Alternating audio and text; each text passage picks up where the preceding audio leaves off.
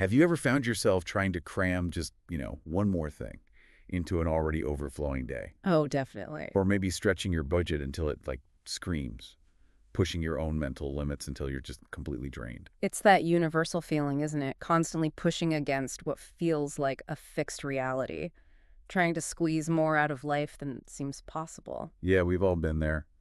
But what if those limits aren't really a problem to overcome? What if they're more like a fundamental design feature? That's a really interesting way to put it. Gets right to that tension we feel, between what is and what we wish could be. Right. That impulse to always expand, which, often leads to frustration or even just collapse when we hit a wall we can't deny. And that tension you mentioned, it's crucial.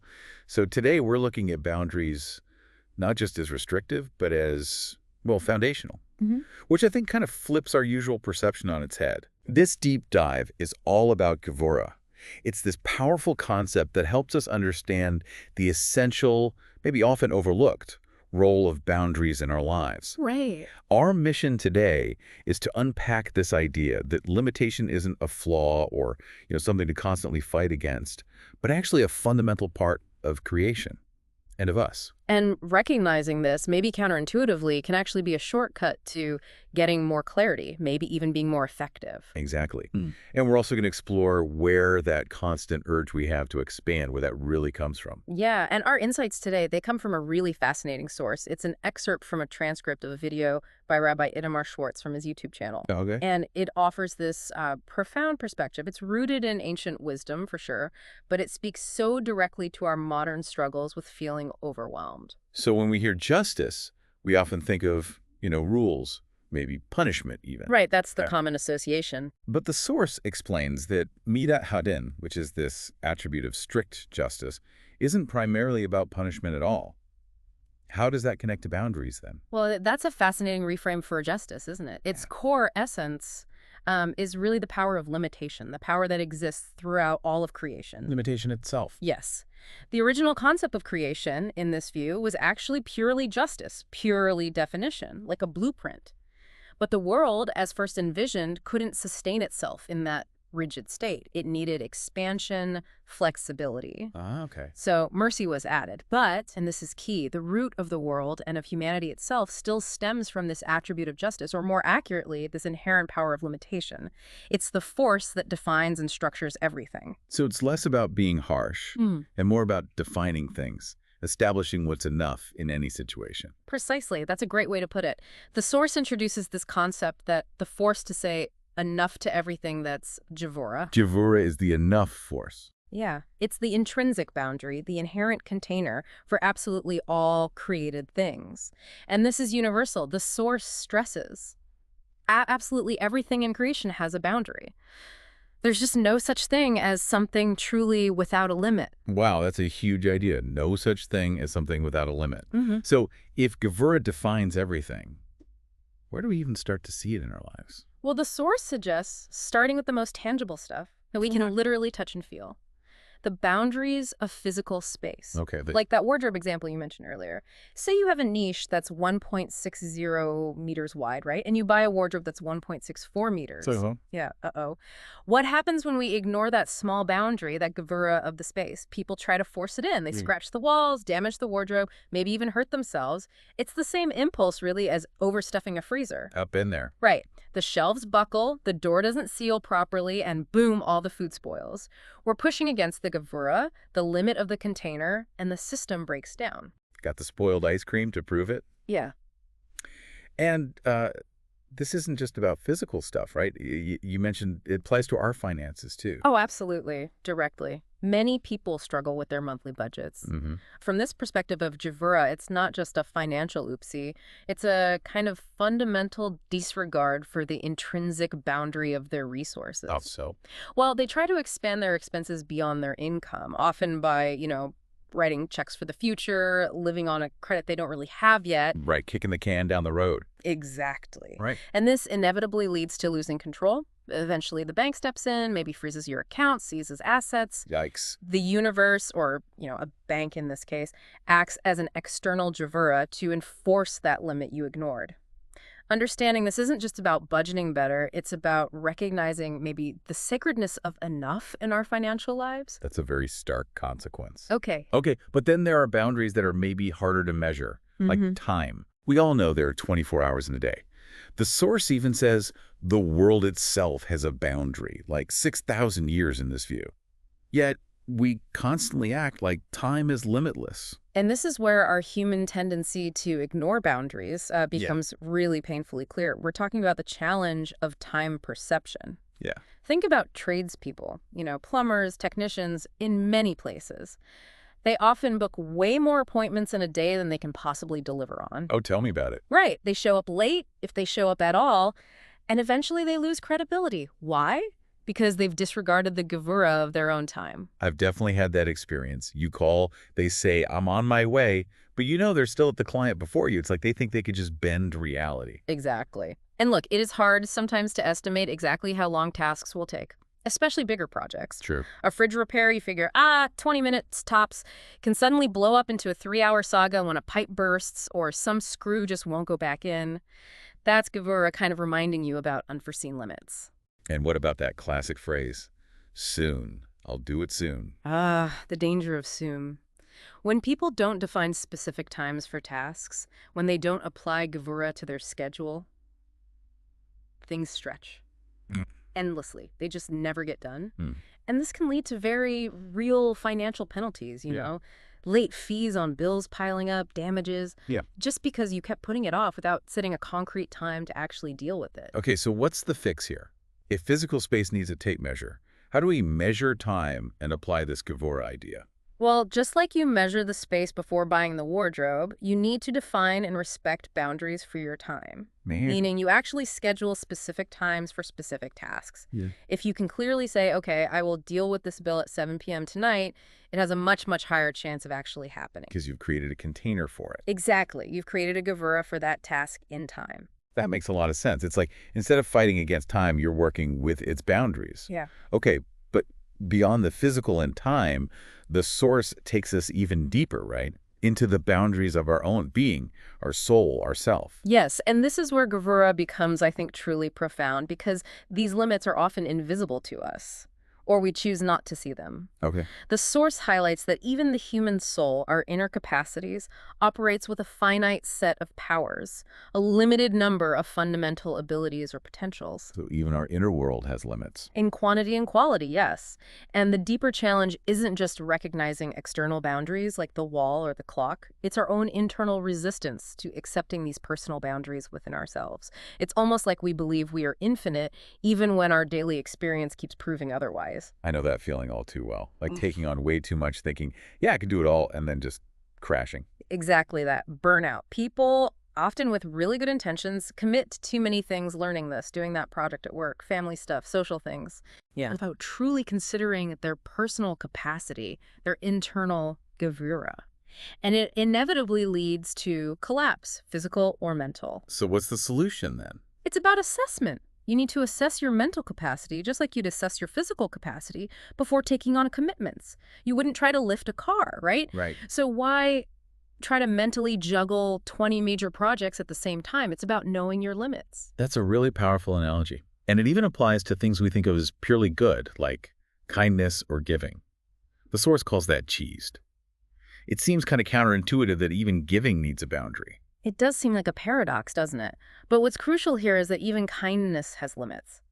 Giving too much without discerning the appropriate Gevurah can actually lead to resentment when things go wrong. How so? Well, the example given is lending something, say an iron, and it isn't returned intact, or maybe not returned at all, and then you find yourself losing sleep over it, feeling resentful. There's a point beyond which giving can compromise your own well-being or the needs of your own family. The source tells this powerful story about a person famous for charity who would literally give away all his family's money, leaving them with nothing. Wow. His good intentions, totally divorced from Gevurah, ended up causing harm. So it's not about being selfish, is it? It's more about setting healthy limits. Yeah. Sustainable kindness. Precisely. Sustainable kindness. I like that. You need to set limits on how much you give, who you give to, how you give, while also making sure you're caring for your own needs and your family's. It's not ungenerous, it's giving with wisdom and integrity. Yeah. Guided by Gevurah. And this applies to other soul powers too, like Yirah, which is about fear or caution. Yes, exactly. We hear about people with too little fear, right? They engage in reckless behavior, risky adventures, maybe even criminal acts. These individuals, the source notes, they just don't seem to feel boundaries. They disregard the Gevurah of the world around them. They'll climb dangerous mountains without safety gear or commit crimes because there's no, brake system, no internal sense of limits stopping them. But too much fear is bad too, obviously. Oh, absolutely. That's also problematic. But an appropriate level of fear, of caution, is necessary just for safety, for functioning in the world. It's what stops us from walking into traffic or making completely foolish decisions.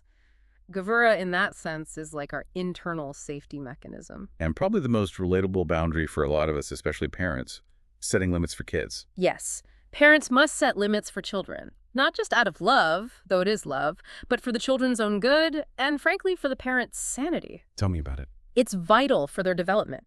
Kids inherently test boundaries. It's how they learn about the world. And the loving application of Gevurah by parents provides the structure they absolutely need to thrive. Okay, so after covering all this ground, physical, time, internal, even kindness and fear, what does this understanding of Gevurah really mean for us day to day? What's the crucial first step? The crucial first step, really, in working with Gevurah is just to become deeply, honestly aware of your personal boundaries. For your physical self, your time, your soul's capacities. It's about knowing where your current enough truly is, not just where you wish it was. That self-awareness is everything. Okay, so step one, identify and hopefully accept our boundaries. Get real about them. But that's just one side of the coin, isn't it? We can't just stop there and live inside these rigid limits forever. There's this undeniable human thing, this impulse to push beyond. Exactly. You've hit it. Acknowledging boundaries is just the initial foundational step. The very next step is to aspire to expand. I mean, you probably wouldn't want to stay at a minimum wage job your entire life if you felt you had the capacity to grow. No, of course not. It's the same internally. Gevurah defines your current container, yes. But that doesn't mean you can't aspire to build a bigger one or a different one. What's fascinating here, though, is the distinction the source makes between aspiration and present reality. Because I think a lot of us get those two mixed up sometimes. We end up living in a kind of aspirational daydream. That's a huge point. It is absolutely crucial to differentiate between an aspiration, a goal for the future, and your present reality. The source uses this great analogy. Comparing someone who aspires to build a balcony versus someone who's just standing out of an open window pretending it's a balcony already. Okay, I see the difference. One is dangerous. Exactly. One is a practical plan for future expansion, respecting the current Gevurah, the limits of the building right now. This other is a dangerous misinterpretation of their current space, a total disregard for immediate limits. Confusing aspiration with reality leads to living in imagination, and that often results in disappointment, or worse, and a disconnect from what's actually achievable now. So not all aspirations are created equal then. Some are more grounded and some are maybe a bit more like fantasy. Precisely. We can sort of categorize them into two types. First, you have what we could call achievable or proximate aspiration. Okay. These are goals that are realistic, they're within reach. Often they're just waiting for the right external conditions to align, like finally having the time and money to build that wardrobe properly or taking a course to acquire a new skill. These aspirations give us challenge, vitality, real satisfaction because they respect current boundaries while gently pushing them. That makes sense. And the second type? The second type is more like distant or unrealistic aspiration. These are the big dreams that are largely imaginative for most people. Becoming a billionaire overnight or a world leader without any clear, practical path forward. Right. Lottery ticket dreams. Kind of, yeah. And even these types of aspirations, the source notes, have a boundary for most individuals. They mainly reside in the realm of fantasy. The key is knowing which type of aspiration you're dealing with in yourself and making sure it doesn't cause you to ignore or deny your actual current Gevurah. But where does this deep, deep human desire to expand, to break limits, where does it even come from? Why do we constantly push to go beyond enough? It feels so primal. It is primal, and this is maybe the most profound part. It originates, according to this teaching, in the soul, what's called the neshama. The neshama, the soul. Yes. While our physical body has clear, defined boundaries, Gevurah, the soul, is inherently without limits. It's understood as a spark of the infinite. Wow. So this internal, boundless aspect of ourselves is constantly pushing us, urging us to transcend the Gevurah of our physical reality. Ah, so that's the source of the tension. That's the source of the tension, and this force, this soul drive, it can be channeled positively for spiritual growth, genuine self-improvement, creativity, or it can be channeled negatively, like into a constant, insatiable drive for purely external things, more wealth, more honor, more power, that ultimately leads nowhere truly satisfying because it's disconnected from that deeper, infinite yearning of the soul itself. It mistakes the symbol for the reality. So it's this fundamental part of our being, this yearning to go beyond. How do we integrate that? How do we hold that yearning without becoming overwhelmed or totally disconnected from, the need to pay the bills? Right, that's the million-dollar question, isn't it? How do we live with both Gevurah and this boundless soul? The source suggests thinking about it in 3 layers. 3 layers of self-awareness for real growth. Okay, 3 layers. What are they? First is having a really clear understanding of your current boundary. Your active limits right now in your physical space, your time, your energy, your soul's capacities. That's layer 1. Know your Gevurah. Got it. Be realistic about where I am now. Exactly. Second is the aspiration to a new boundary. This is about actively working towards a new, achievable boundary for expansion, improving a skill, expanding a business responsibly, growing personally in a defined way. These first 2 are about effectively navigating your present reality and its potential.